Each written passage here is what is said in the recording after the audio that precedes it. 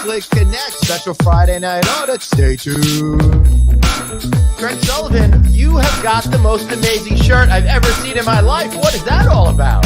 Hey, that's promoting our other show, 3 Minute Thursdays.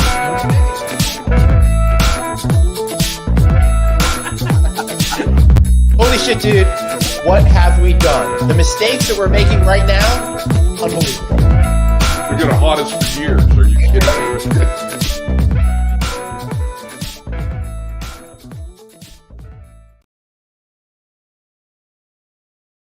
Oops, forgot to add us into the show. That's why Dave runs the show. I was going to make a joke of it later about your little underline headline, but clearly you just did it for me. Take it off, you suck. Yeah, there you go, David. There you go. Oh, my God. You see, I thought Dave was running the show over here. Oh, my God, man. I am just spaced out like you wouldn't believe today. I'm like a 5-year-old who is very excited about their birthday coming up, and they can't stop finding out ways to work it in the thing, into the conversation. Oh, my birthday. I'm gonna be 6. I'm gonna be 6. That's how I feel about I'm getting to go and have some fun next week. Is that where one of the adults grabs you by the scruff of the neck, picks you up off the ground, and gives you a couple of swats on the ass? Yeah, I like that. So listen, I know what time I want it to be, but I'm really confused as to what time it is right now. Glenn, it's very confusing today. I don't know if it's time to go get a haircut and a shave. I don't know if it's time, and that would make number 2 for the year. Yeah. I don't know if it's time to run to Costco to go get gold bars. I got. Or is it time for an audit? Yes.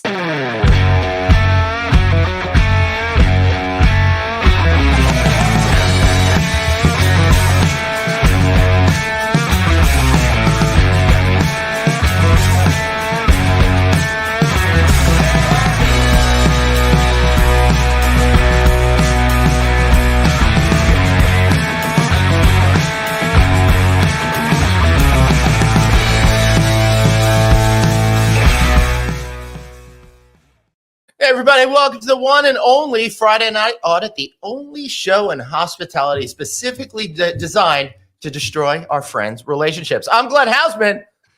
That's Craig Sullivan. We've been off for a couple of weeks. Sorry about that. There was something about travel. The holiday. It was a pretty good Friday. I guess it was too good for us to be on air. Then I had some stuff going on last week. I was poor me. I was stuck at a rum tasting last week, Craig. Oh. So. You gotta pity me. Who are you? I know. I had to try 6 or 7 different types of rums, but I'll tell you, our guest today, she's got experience with that kind of fun stuff for sure. But before we bring her on, how are you doing, buddy? I miss you. I haven't seen you here on the audio. It's been a while. Yeah, no, I missed you too. Producer David. It was kind of weird having a couple of Fridays back to back that were wide open. It's like, wait a minute, that doesn't happen. I know. All right. So if I seem a little cuckoo for Cocoa Puffs on this particular show, super excited about the 4 nights of fish at the Sphere next week. Plus, yes. I get to kick it all off with the B-52s. Super excited about that. So my apologies in advance. But we got an amazing guest today, don't we? Aloha. Yes, Craig. We do. She was just been on Click Connect twice. Oh. Okay.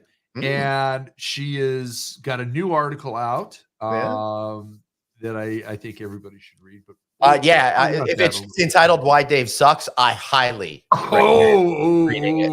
Sorry, I think Dave is off doing some actual real work, so I thought I'd get a dig in when he couldn't defend himself. Anyway, go on. Let's get Emily out here, and she can talk for herself and talk about her article and everything. Emily Cappiello, welcome to the show. Oh, I don't know what. There we go. And my sound effects are working finally. Oh, goodness. Hey, Emily, how are you? Hello. How are you?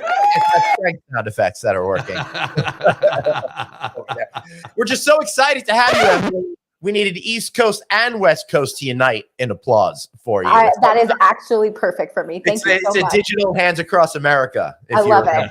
I love it. Chris CJ's never going to live that one down ever. So. Oh, that's it. He shall be referred to as Chris CJ from now on. Chris CJ. guys. Oh, it's so good to see you, Emily. Thanks for being on the show today.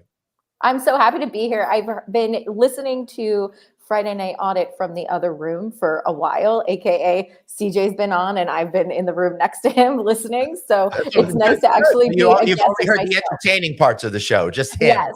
Yes. So you don't know what you're in store for. It goes by like that, the entertainment part. So Yeah, then you have to sit around for another 59 and a half minutes. So there you that's go. There you go. the unfortunate part. But you know what? I want to do this right Yes. away.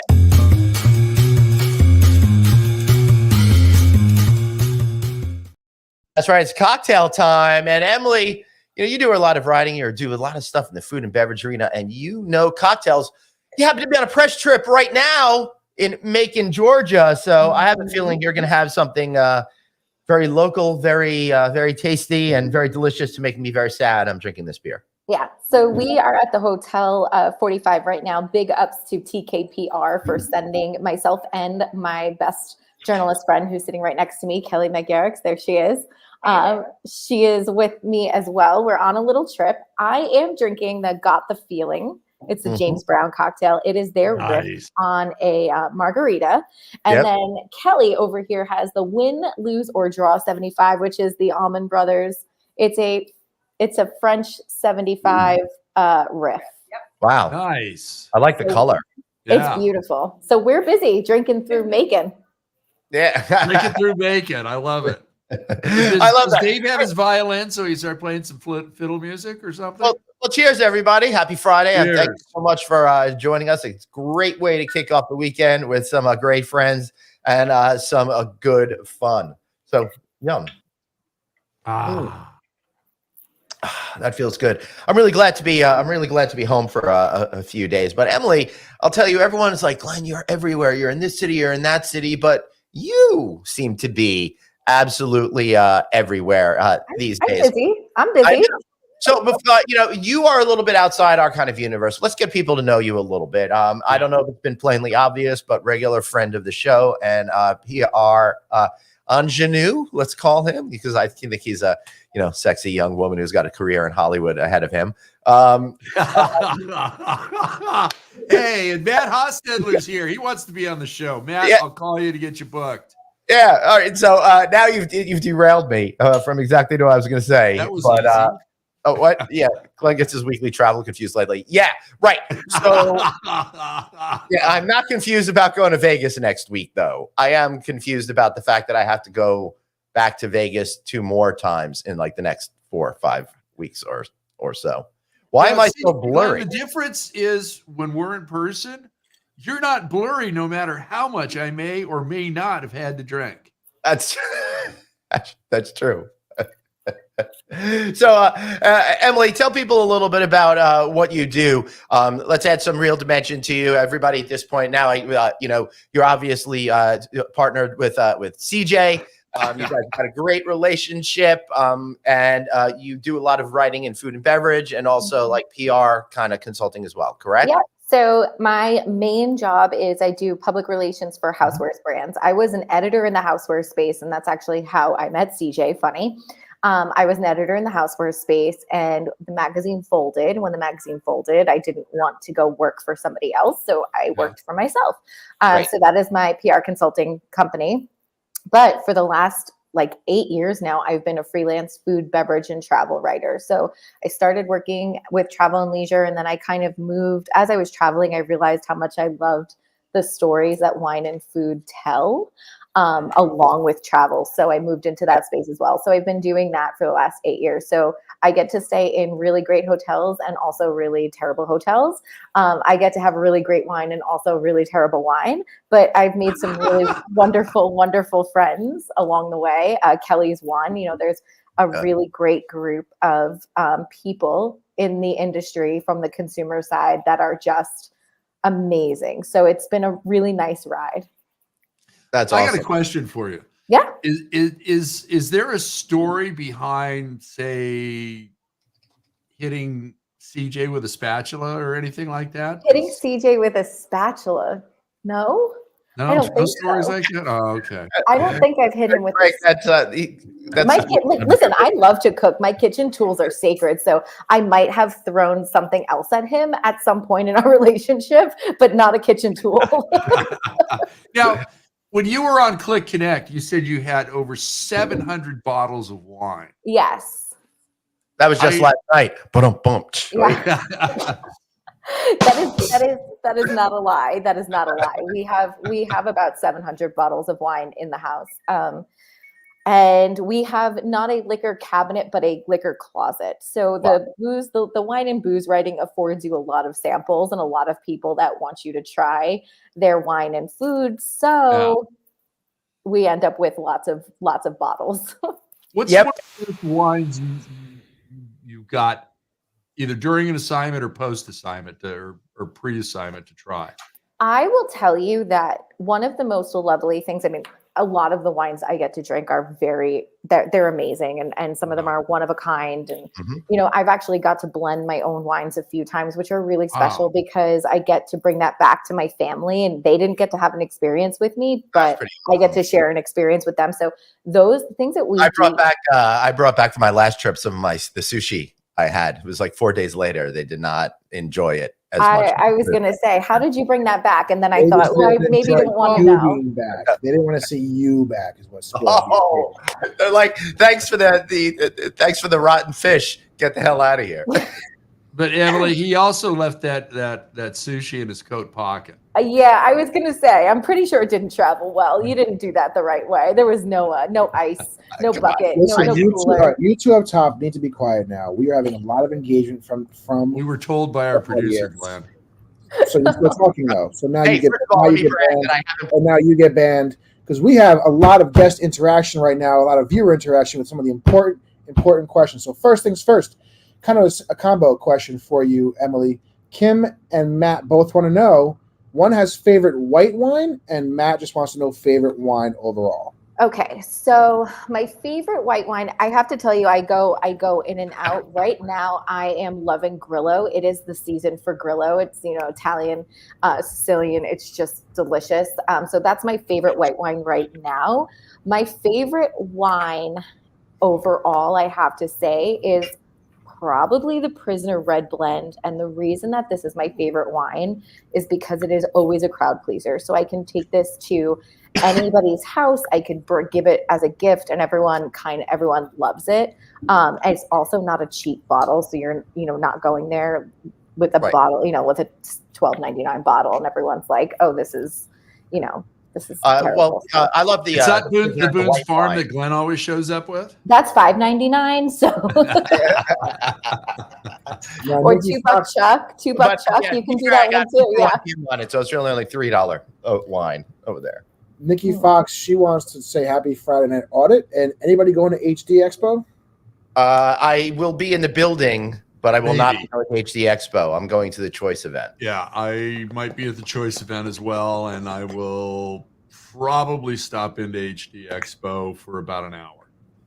So does anyone know if CJ is going to the Expo? Because it's not on my calendar, so I'm not sure. So. Haven't talked to him. He's watching right now, so CJ, comment. HD Expo, let us know. He'll be there with Bruce Ford. It's not on my calendar. So if it's not on my calendar, he's not going. We have to get dog sitters now. Are you serious? Oh, that's really rough. These are the important questions we got going on right now. CJ, speak through the chat. Answer these questions. We're all waiting to know. Now, so you're saying Choice and HD are going to be in the same location at the same time? Yes. Right. We'll be at Mandalay Bay the last few days. That happens periodically. Uh-huh. So now, how do you Emily will probably get a ping on her phone from CJ. Yes, I am going. I'm going to get a ping. Yeah, it's going to be a calendar invite when we're done. Yeah, exactly. Did you want to go to Italy? Because I'm going to the HD Expo. That's what he gets.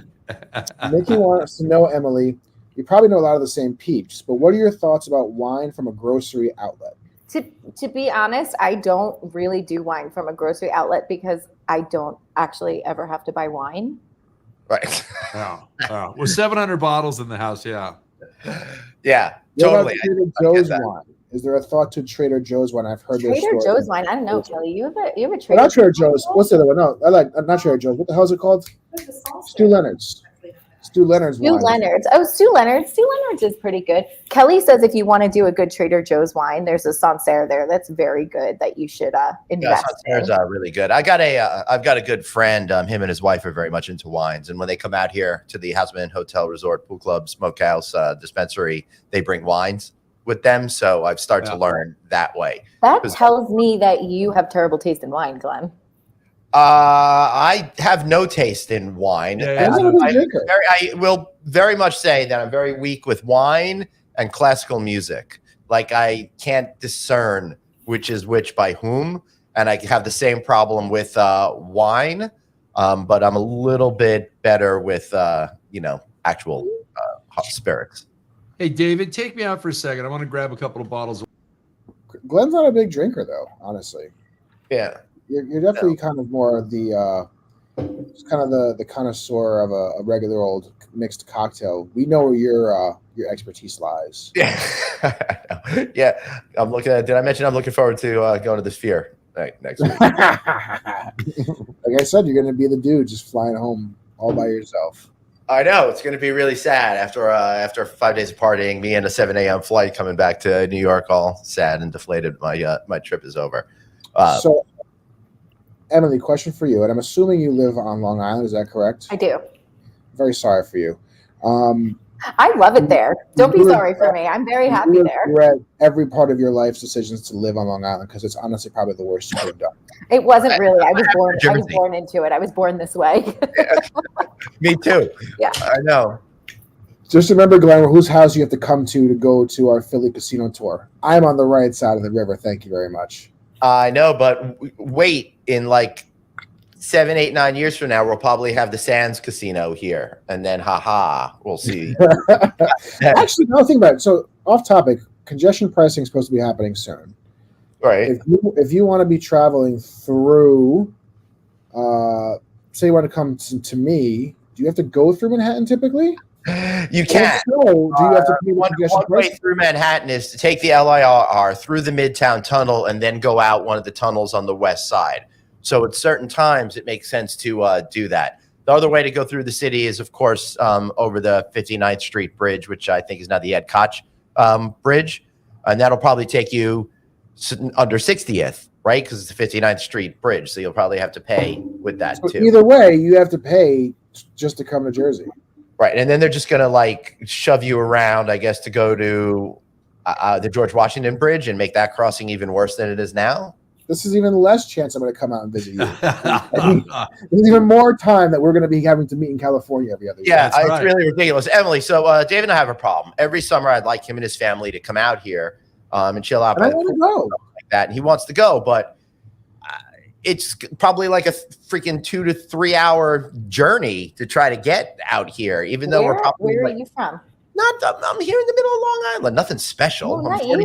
Where are you, 47 Dave? I'm in northern Jersey. I'm in like Where? the Scotch Plains area. I think you just need to travel on the off time, to be honest with you, because I mean I have a friend who lives in West Orange, and I see him all the time. Yeah. And it's really Dave, like so 7 a.m. 40 Sunday morning, get in that car. Come on. I'm over. there. Actually, There you go. especially with the baby, being up that early is not that difficult. I know. That's not difficult at all for David. Suzanne says it's easier to go to Long Island than New Jersey. I mean, I guess if you're on but you Long still gotta Island get already, or if you're in Queens already, or if you're maybe if you're in Brooklyn, but Really, otherwise, Maybe if you're in California, it's easier to get to Long Island. was that? well, it is actually. Well, it depends on where you fly, right? If you're flying to LaGuardia or JFK, it's easier to get to Long Island than it is to Islip. Jersey. But Don't forget Islip. yeah, I don't do I don't know. Islip. It's going to be easier to get to Jersey, I think.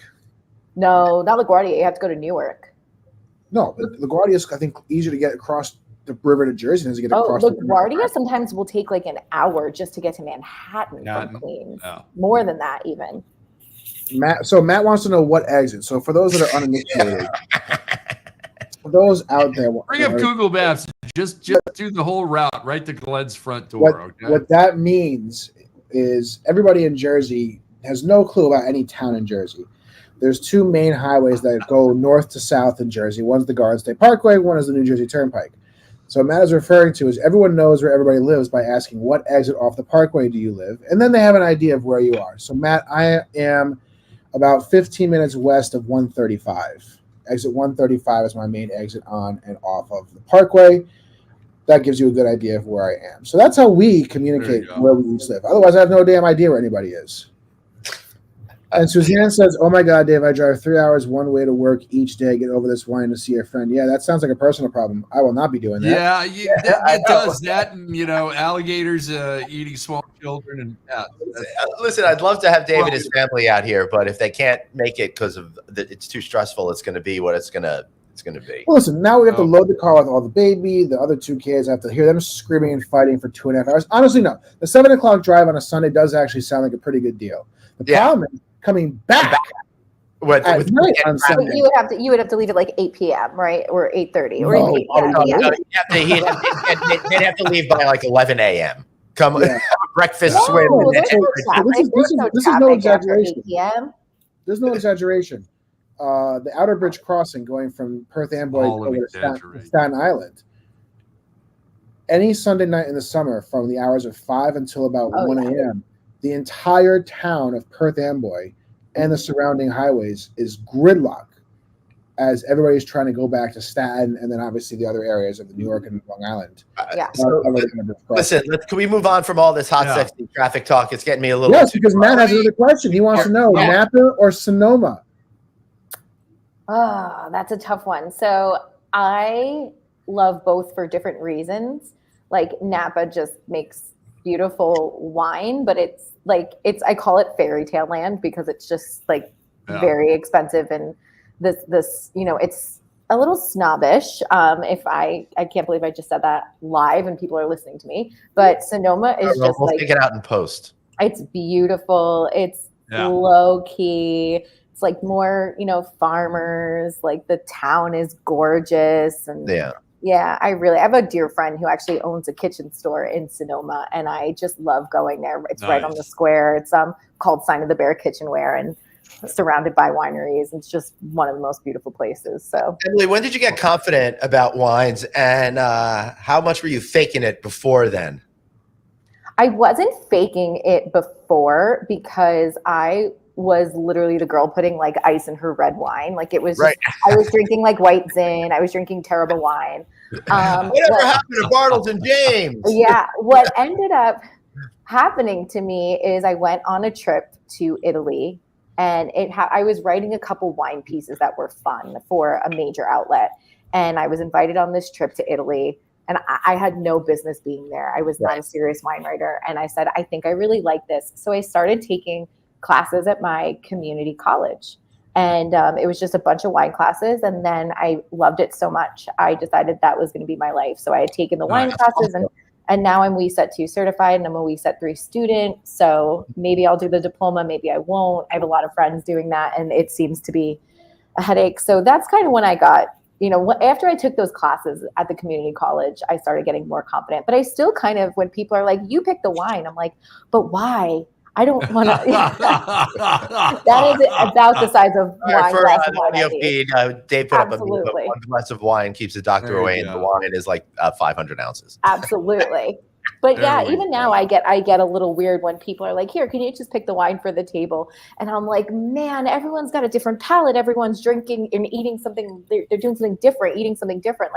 So my key to that is to go old world. So I usually go an old world white and an old world red for the table. So I'll pick a French or an Italian. You can't really go wrong with a French or an Italian wine. There you go. Wow. I don't always drink wine, but when I do, I drink the whole bottle. That's smart stuff. Yeah. So Emily, let me ask you, I got a cab here. Oh, I like Decoy. Okay. So so it's not posing as real wine. How would you describe Decoy to everybody? You have the cab? Well, see, I can't really do that right now on air without drinking it with you because every year borrow Glenn's private jet. You can be here in like 4 hours. Yeah. Every year is different. Right? So every year has different tasting notes. Every year has different aromatics. So, I'd have to go off of. Let me show you another bottle. I mean, it's a cab. You ever had Exodus before? I've never. Have you had this Exodus, Kel? No, neither one of us. Okay, We're I intrigued. love this. This is a Northern California wine out of Salinas, and it is aged in bourbon barrels. So it's got a nice little smoky taste to it as well.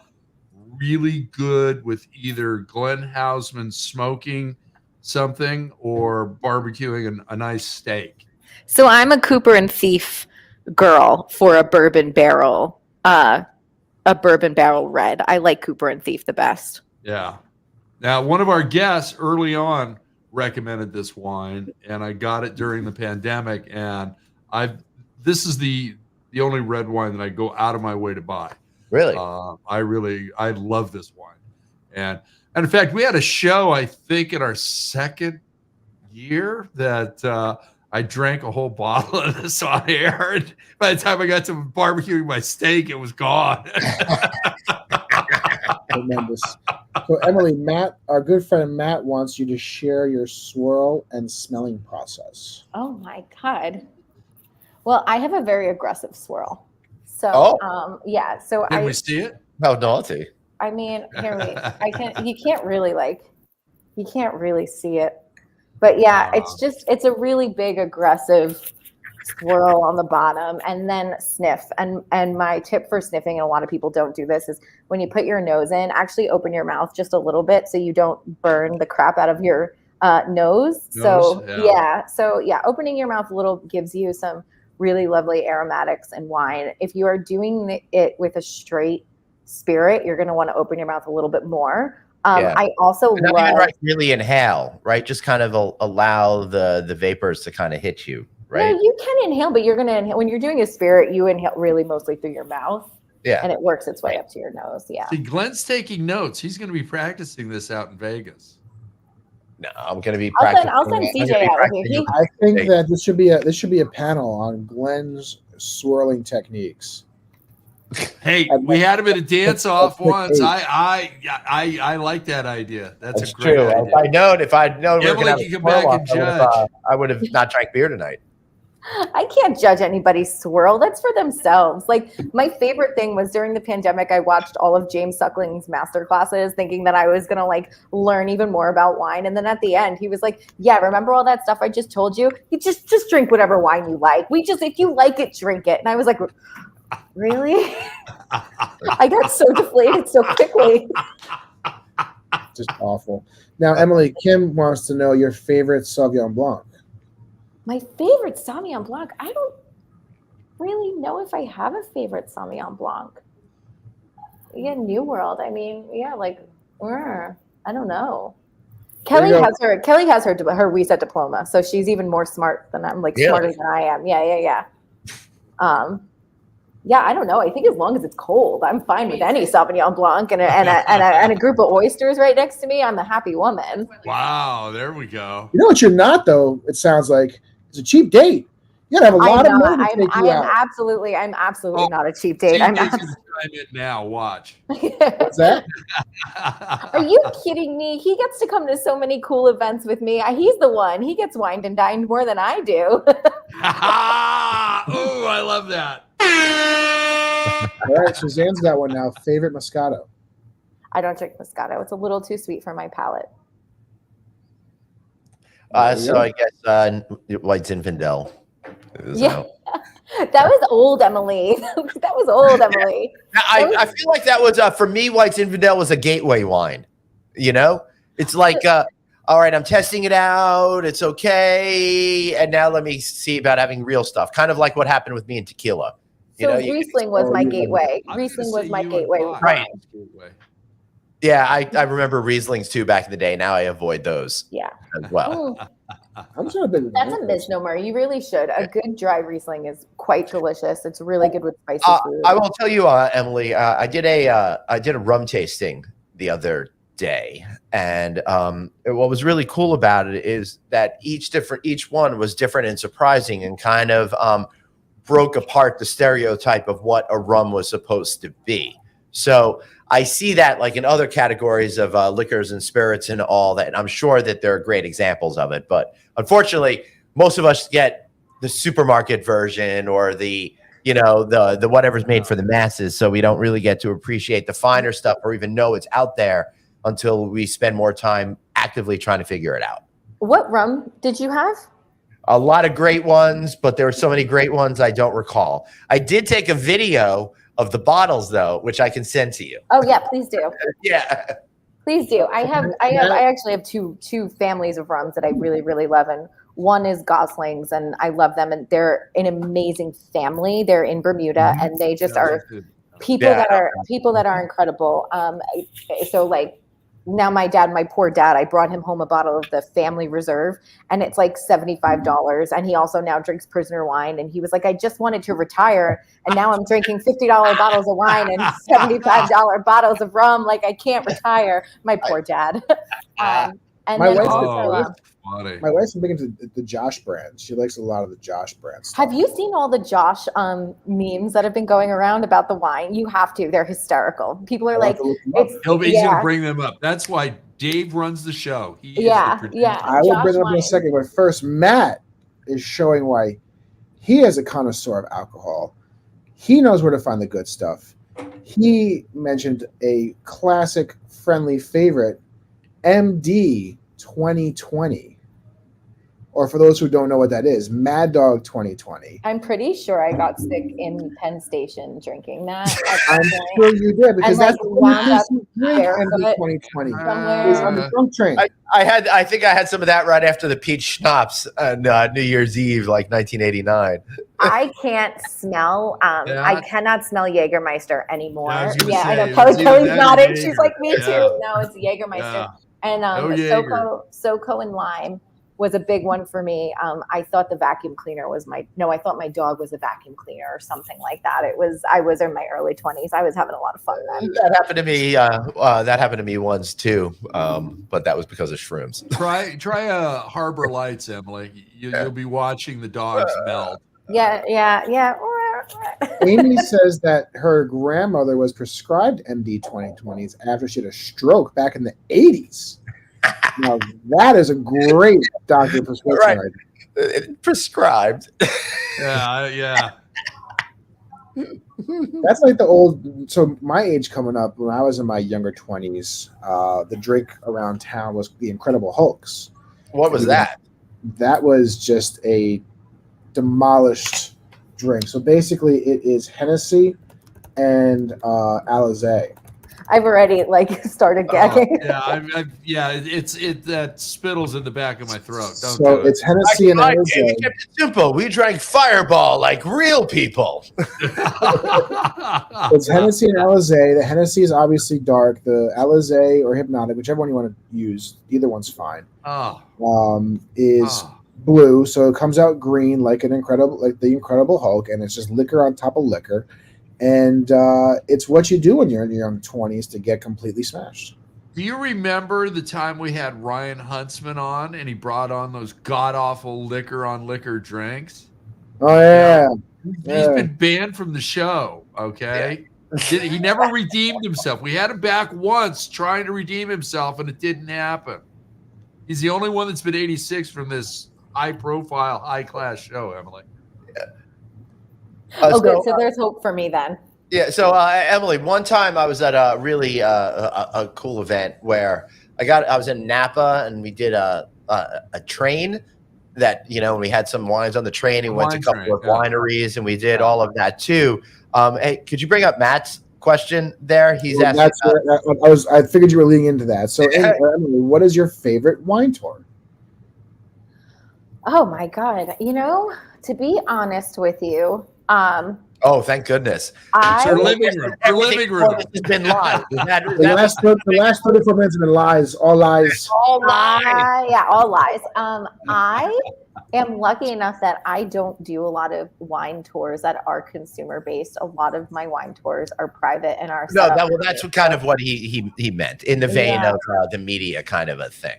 I mean, probably my favorite wine trip I was ever on was in the Douro Valley in Portugal, and we were with Taylor's Port, And they actually put us in, and they were like, here you go, guys, stomp grapes with the rest of the workers. And like, we had like a big party, and there was a really like beautiful dinner. I have this picture of me, and I'm standing in this like pool of grapes, and I have the biggest smile, and everyone puts handprints on your shirt. I all saw the workers t-shirt with the purple handprint. Yeah, with the purple handprint. So yeah, that's where I was. Page. Yep. Yeah. And That's pretty cool. there were 3 other journalists with me who are incredible human beings that we're friends with to this day. Yeah, my mom is like, was it like the I Love Lucy episode? Yeah, exactly. I was just gonna go there. I Love Lucy. Yeah, so that was probably my favorite trip ever, as far as wine goes. And the Douro Valley, you just look at it. Good save, Emily. Well, as far as because TJ's going. Because I met Kelly on a Gosling's rum trip. So how do I say? And Kelly's one of my best friends in the whole world now. So how do I say that was my favorite trip when the person that I met at Gosling's rum, who's now my best friend, is sitting right next to me. That's awkward. It's any type of show you want it to be, Nikki, and Glenn is all about the variety. Okay. Yeah, you're going a little too deep there, David. That wasn't me. That was Nikki Fox. Give her a call.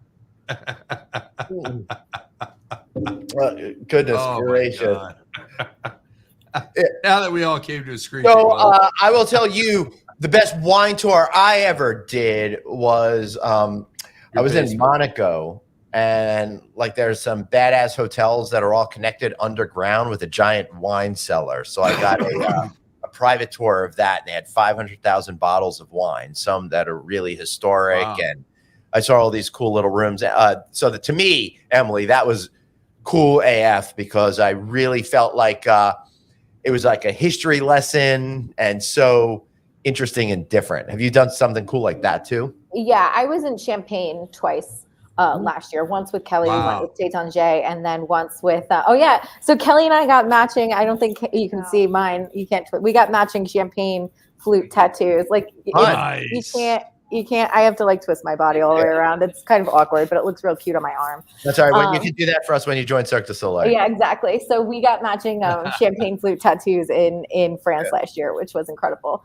And then I was back with the Comédie Champagne in September, and they took us down through all the tunnels, and we had a beautiful lunch in Moet's garden that you can't like have lunch in ever, except if you are like a VIP. So that was a really beautiful experience. Very cool. Yeah, one time I had a fancy dinner in a cheese cave, and one of the Modavi family came and brought us some Cheesecake Factory. I was going. That's where I was going too, David. I thought he was at the Cheesecake Factory. I thought you were going to say Cheesecake Factory. Chris and I did that actually. Chris and I did. I stopped going to Cheesecake Factory, but there is a place opening up by me. Read through the whole menu. Cheesecake, so I'm excited for that. Yeah, there was Chris and I went last year too. The year before, 2023, for our birthdays, and we went to Dariush in Napa, and they set us up with a private cheese and wine tasting in Mr. Dariush's little area. So That's awesome. in his like special cellar. The industry's been really, really good to me. Have you been to the French Laundry? Important question, though, Emily. How many glasses of champagne did you guys have before getting the champagne? Too many. Actually, we had so much champagne that we had to wait a little bit before we could get our tattoos. The guy was like, about an hour. So Kelly and I went to this little cafe down the street, and I looked at her, and she looked at me, and I said, I'm going to have a beer. We had so much champagne that we had to have beer, and then of course after we got our tattoos we switched back to wine. But so that's hysterical. Yeah, I don't think I could do like that anymore, because I think I'd just be too snookered all the time. It's a lot. The first day, like CJ will get a text from me, and I'm like, I'm so drunk, and he's like, you not, because the first day you get off a plane and you are exhausted and you haven't showered and you just want to go to bed, and they're like, come on, we have 3 wine tastings we have to go to, and you're like, could I put something in my butt? No. Okay, we're not going to eat. No. Is there coffee? Okay, 1 shot of espresso, and here we go. So good. All right, there you go. Yeah. So the first day usually I am not in good shape by the end of the night, but then I pace myself the rest of the trip. I'm good. I've learned. Emily, writing about food all the time as well. What's your favorite cuisine? To cook or to eat? Eat. So Actually, both. yeah. So I probably love Italian food the most, although I don't cook it Good at home. answer. I love Italian food the most. My mother is Irish, an Irish woman who converted to Italianism when she married my father, and learned all of the, family recipes. So she's a great cook. My grandmother is Sicilian and is an amazing cook. So I like to eat Italian when I'm with my family. When we go out, I like to eat things that I normally wouldn't eat at home. We eat a lot of tapas style, a lot of charcuterie. And then to cook, I really love to cook pork chops, and CJ hates pork chops. So when he goes away, I cook pork chops for myself. Yeah, I cook pork chops when I'm alone too. Yeah. But really, I love to cook just, whole foods at home. I really stick to a healthy whole foods situation at home because otherwise I'd be a bajillion pounds with all the things I get to do. My favorite thing to cook at home though is linguine and clam sauce. Ooh, Nice. Love that. Yeah. I love that you're looking at to do the balance between the whole foods, because you've got to keep in shape. People don't even realize that when you do this job with the eating and the drinking, because you have to do it for your job. Plus you don't want to be rude to people, and then you're kind of in the moment, you have a few extra bites, and before you know it, if you're not careful, it's all over for you. It's very easy to overeat while you're traveling as well, because your time zones are messed up or you're hungry, or like last night, Kelly and I got into Macon and we were both starving. So what did I do? I ate a bag of cheese straws. Why would I eat a bag of cheese straws in any other world? We had meat dinner. I was hungry. It was a bourbon cocktail and a bag of cheese straws. Cool. Sounds good. But I've also sold my soul to the Soul Cycle cult, so I do that 5 days a week when I'm home. Good. And I do it when I travel. What'd you say, Dave? She get Danny isn't that where she goes? No, we're in opposing cults. We talked about that. She does Cycle Bar or something, and I do Soul Cycle. She does Cycle Bar. Yeah, we are opposing cults. It's a problem. I think I click 8. We need to have a fight to the death, Glenn or Craig. Seriously, Hey, cycle off. That would be a great way to really draw the crowd. We'll put Glenn into a referee shirt and give him a whistle, and then he can, watch the match. We have to do it. It's going to turn some. Yeah, absolutely. Shots. We have to do it. Shots. Yeah. Sounds like this is some sort of Andy Kaufman bit that this is turning into. It could be that way. Nikki says she was in a wine box that Raider game after 2 full days in Napa. She's done with wine. We started trading wine with the Colors Light booth. Not my finest one yet. At the time, was very needed. Well, I once upon a time at a Jimmy Buffett tailgate tried to trade a margarita, half-drunk margarita, for a bottle of water. So I'll tell you, they were just like, "You can have the water, sweetheart. I think you need it." Funny, Glenn and I were talking about Jimmy Buffett earlier today. Oh, I love Jimmy Buffett. I really enjoyed going to that, every summer. I actually my dad is a big fan, and he played a lot of my childhood was basically Jimmy Buffett. So when he died, my whole family felt it. I was like, "Mom," hey, Jerry. I'm like, "Am I crying for a reason?" She's like, "Yeah, because it's sad." She's like, "You're not over exaggerating. It's okay." I'm due for a trip down to Margaritaville, Atlantic City. Now that I think about it, it's been far too long before I've sat. I thought you were going to say you were due for a good cry. I would help you out. Let's raise a glass to. He cries every morning. Let's raise a glass to the impending demise of Margaritaville on the Strip in Las Vegas. You were there for 20 years. Congratulations. That was a good run. Thank you. Take care. My major Color equals Coors box. Okay, now it's becoming a little more clarity. Oh, good. Did you get a haircut, Craig? I did. I mean, aside from the big chop. No. That was a big decision for today. Do we do the show? Do we go for gold bars at Costco, or do I go get a haircut and a shave? Amy's saying she loves your haircut. I'm thinking your haircut's been like that for a long time. Yeah. I know. I actually, I know this. We got some crazy haircut talk going on. So let me just and it. So I've got. I sent a note to myself earlier that I need to get one tomorrow or Sunday because I gotta get. I mine on Saturday. Yeah, you look very sexy there, Dave. I'm tommying out, right? I'm doing that new glasses, at the end of May. So if I got my haircut now, it'd be just in time to get a haircut before my trip when I'm going down to the hot, humid area of New Orleans in the end of May. Right, but it'll all be grown back by the time all of us, including CJ and Bruce Ford, are in London for the holidays. Hey, Emily. Yeah. So, what is the worst meal that you ever had in an official capacity, and how did you deal with it in the moment? In an official capacity. Yeah, like when you're at a press dinner or doing that sort of thing, and it is so bad.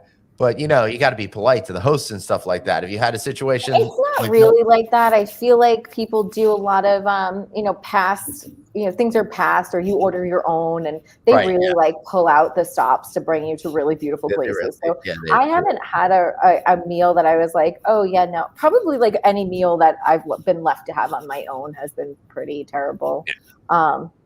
Yeah. Yeah, the worst meal I ever had was in Mongolia. Every meal was worse than the next. So it's like I hardly ate for a couple of days. And I must say, I don't like to brag, but it was the only one on that press trip that wasn't vomiting on that. I think Thailand, like some of the food was really good, and then some of the food where I stayed was kind of like one of the places was very mom and poppy, and they cooked for me, and I was kind of like, is this it? The Thai breakfast food also was like not very good, but I had a lot of great meals in Thailand, so maybe it was 1 or 2 meals. It was what's the coolest place that you've been that immediately pops to mind? Probably Thailand. That's been very cool. I've been very lucky to go to a lot of really beautiful places throughout Europe and have really beautiful experiences. So, Thailand's great. I also really love Trento in Italy. I think it's just one of the prettiest regions. It's so underrated. I fell in love with Italy in Bologna. Of all cities, people are like, not Venice, not Milan. I'm like, no, Bologna, because it's the best eating city in Italy. And there you go. Yeah. Love it. Now, you had a good time in Dublin, too. We had a great time. Now, did you enter the Temple Bar area when you were there? So funny story, and I'm not sure. I don't remember if CJ told this story or not, but we ended up meeting this very lovely random couple in a bar. There were 2 seats left. Or they weren't 2 seats, 2 people were getting up. And what ended up happening was we had already been there. We scooted into the seats, and this couple behind us was like, oh, darn, those seats were blah, blah, blah. Well, we felt bad. We ended up talking to them. And so their names were Colette and Stu. And Stu just looks at us and he goes, I'm taking you to my favorite bar. And so we just walked with strangers. CJ and Stu are like way up, and I'm back with Colette. She's got a pair of heels on, walking on the cobblestones. And I'm like, he doesn't even care. She could be abducting me. Like, she doesn't even care. First of all, I'm old and I'm loud and I talk a lot, so nobody wants me. Like, nobody's selling me into any trades. They're like, how much they take your back? Exactly. But I'm like, what? So we ended up going not to Temple. We were in the Temple Bar area, but we didn't go to Temple Bar. We went across the street to Palace Bar because Stu said, we're going to take you here. Yeah. We had a pint of Guinness, and there's this really beautiful picture of CJ and I and 2 Irish strangers that we'll never talk to again for the rest of our lives, smiling ear to ear, having the best time. We were also 2 sheets to the wind. I think we were 3 or 4 Guinness in at that point. So yeah. Oh yeah. Yeah. And that's one of the cool things about traveling is you get to just have those kind of moments when you don't expect them. I love Dublin because it is just that friendly, and they love Americans too. I didn't realize how much they love Americans. And you're like their chia pet. Okay, they want to take you and introduce you to all their friends and show you off. The weirdest thing was I never paid for a drink after I opened my mouth and somebody go, "You're a Yank, aren't you?" And I go, "Yes, I am." Yeah, I don't think we did either, but it was weird because I was in Ireland and everybody was like, Ireland. We had wars with Britain and we're cousins and blah, blah, blah. And I'm like, I didn't even think about that. But then I go to Canada recently and they're like, oh, well, the War of 1812 and we kicked your butts. I was like, wait, what is your obsession with the War of 1812? Hold on a second. Everyone wants to talk about it. The ground. But then when I did the Wikipedia, I was like, actually, they didn't kick our butts. The British had to save them. What's happened? Yeah. It's wild. The world is weird. But Ireland is just so much fun. It's it's the people there are just amazing. And I had met this couple, and he had just opened a Thai restaurant in the Temple Bar area. He brought a family over from Thailand, and it was Thai home cooking. And I'm in there, and I'm ordering, and I look at the server, and I said, "Do you have Peking And it's a Thai spice." And she looks at me, and he drops her jaw. He goes, "You're the only one in this country that has ever asked for that." Yes, we do have it. Yeah. Great, I want it. Actually, CJ and I had ramen our last day in Ireland. We were like, no more fish and chips, no more beef. Like, this was great. But we sat at a beautiful bar and had ramen. Yeah, it was our last lunch. How fun is that? That like, so many global cuisines are now part of every major place that you go to. It must be really interesting, and to see some of the mashups with local flavors too is cool. Probably it's really great, but also it almost gives you a little taste of home. Like when I travel to France or Italy or Spain or wherever I am, I try to eat as local as I can. But at the end of the day, I'm like, can I just get a piece of pizza or a burger or some Chinese dumplings or something? And like you just kind of have it. And so it's really nice to be able to find something that reminds you of home in a foreign place. You see, producer David's always craving that In-N-Out burger when he travels abroad. Agreed.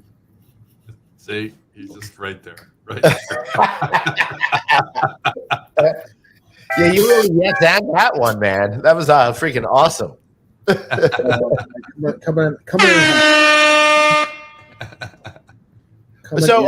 I'm sorry to do this, Dave, but Matt said popped collars are back. I did not know. That was my jacket.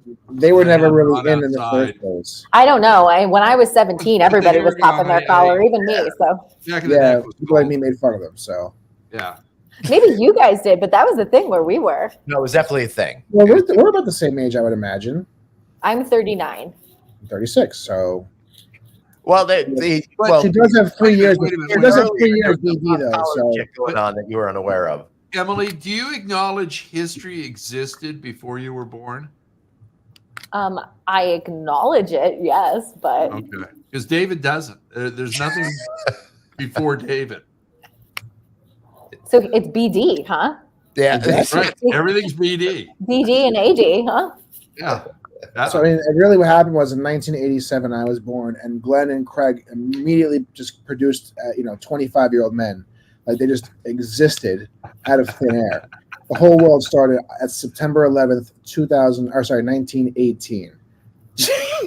Wow. You're really good with your math today, David. Yeah. Go away. Go to the back. Go to the back. Keep going.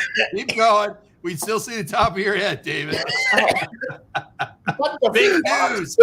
That's right. 1987. 1987. Were you having like a moment where you connected with your past life? You were in trench foot in World War I. That's exactly what's happening. Yeah. Oh my God. That's actually really funny. I love it. Oh God. Matt says that's fake news. It's crazy to think about how the difference between 1957 and 1987 is the same as 1994 right now.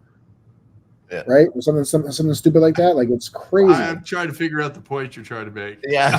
That's not to say you guys are old. And I'm getting older and I hate it. Emily looks younger than David. Yeah, well. She does. It's the Botox. I agree. It's the Botox. It's the Botox.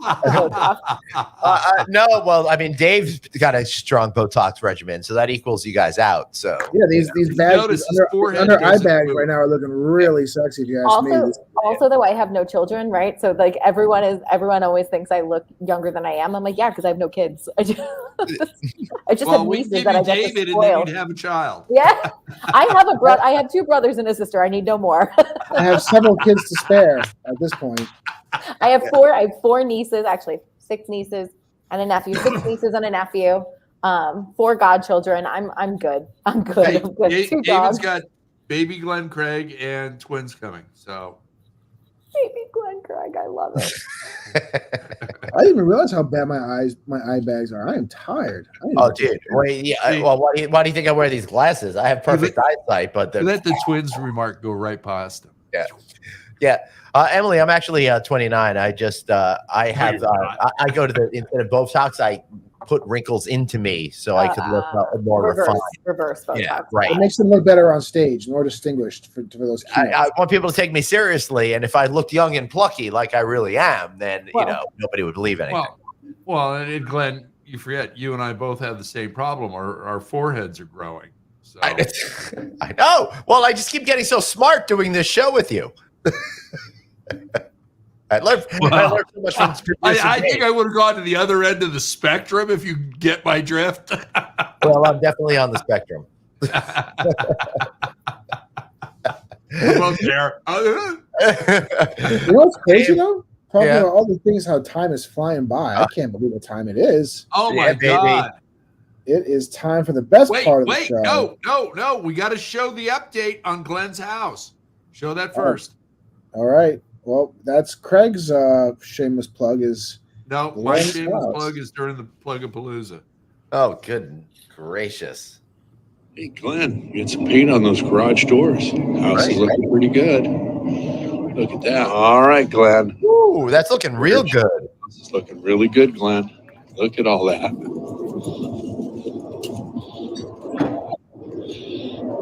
That's looking beautiful. Dock's all done. We got a lot going on here, Glenn. When's the house going to be finished? Hopefully soon, huh? Hey, where's the slide into the water? That's coming next week. Oh, okay. All right. Yeah. We saw Glenn's house live and in person out from the water, if I remember correctly. We're going to put one of those full body cutouts of Glenn out front waving to everybody as they go by. We do know where the house is, Jerry. I do know where the house is. I'm actually I'm not allowed anywhere near the piece of property, but I do know where it is. You have to be at least in the water by 35 feet. It's literally, Craig's on Balboa Island. It's literally on another little tiny island connected to it, and they've got a sign there that says "No trespassing. Fuck off." Don't come over here. This means you, Glenn Hausman. Yeah. We're too rich for you, kind. For your kind.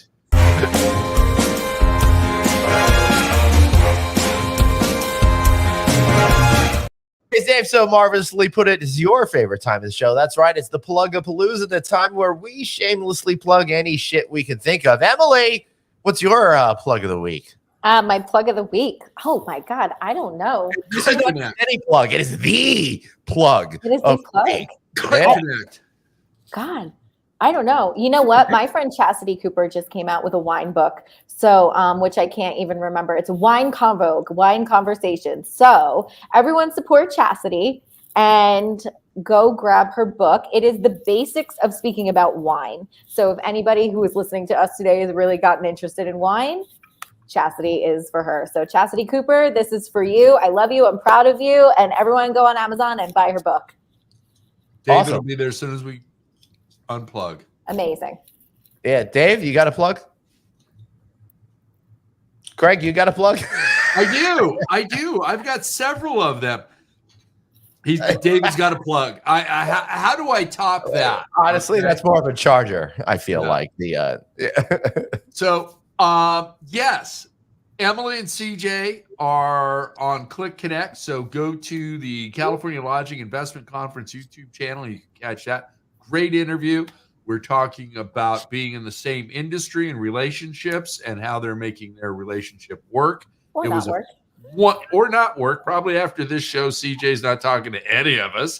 He hasn't responded to a question at the top of the show. I think he's drinking beers with his dad, actually. So I watch every show that he's on, and he's drinking beers with his dad. So I just want to, let you guys know that. We understand how it is. Yeah. But that was a great episode. We've got 2 more episodes before season 9 is a wrap. I want to thank our production partner and Matt Hostetler at Red Roof Franchising for being with us from the beginning. We've got some great episodes to wrap up the season. And producer Danny is taking off to Europe for most of the summer, but we're working on the conference, some improvements to the show. We'll be back with another Friday night audit. Not this show. That's still going to continue to suck, by the way. Yeah. Sorry. Go on, Craig. Well, it's such is life. I mean, some things never change. It's that constant in life that brings us all that warm comfort at night, Glenn. You can't have good without the bad. So we are providing a service. If you take them both, there you have the facts of life. There you go. And then, David, could you bring up that other graphic, please? You mean the photo? Yep. It's not a graphic. You got me all confused. Oh, he's in all that technical talk because we're doing a show. My nephew, Brian Masters, and his band, FM Radio, they're a great cover band, are playing at the Blue Moon Lounge in beautiful, the Jewel City of Glendale, California, in Los Angeles. Go see them at 9:30. And tonight, they're playing. So, and go up and tell Brian that you know his Uncle Craig. And he won't give you anything, maybe a song, but that's about it. Nice. Awesome. I'll keep my plugs really short. If you're going to be in Las Vegas next week, come do happy hour with me. I'm going to be there at the Fish shows. Craig's coming to Sunday night show. I'll be there Wednesday for the B-52s, Thursday, Friday, Saturday, Sunday. Sphere Las Vegas. I'm going to have a good time. I'm going to forget that I have a career for a few days and really enjoy myself. So hopefully I will see you all there. And then after that, so should I survive, tune into a great interview I'm doing before the Sphere with Todd Avery Lenahan. He is the president of design and development with Win. That'll be a really cool interview and a lot of great other content coming. Dave, you look like you got something else to say. Because Craig is a bad person. What? Arnie! Okay, I'm at Arnie Garfinkel. He produces my conference, Commercial Real Estate Lending Conference in Long Beach next week. So join us there. He's got 20 lenders still making loans on commercial assets, including hotels. Okay, not much on the hotel side, but a few. So if you've got an expanded portfolio, this is the event to come to. You find a lender and establish a relationship. Now, Arnie is also got me moderating a panel at a virtual conference that he will be doing subsequently. But all good. Nice. Here you go, Arnie. Awesome. Hey, Arnie, what's that website? CRELP.com? Yeah, sounds about right. Yeah. Also, next week's show, I'll be at Palazzo Venetian, Las Vegas. So, Dave, you're going to have to run that one. My buddy Corey's going to be with me. We're going to review what the show was like at the Sphere and share all of that kind of stuff. So, hey, everybody, thanks so much for being here. See you next week. Bye. Aloha.